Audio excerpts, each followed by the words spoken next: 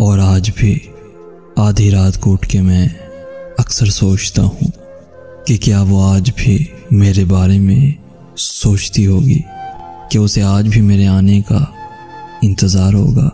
या फिर उसने सब्र कर लिया होगा। एक तरफ मैं चाहता हूँ कि उसे सब्र आ जाए ताकि उसे सुकून मिल जाए, मगर दूसरी तरफ ये सोचकर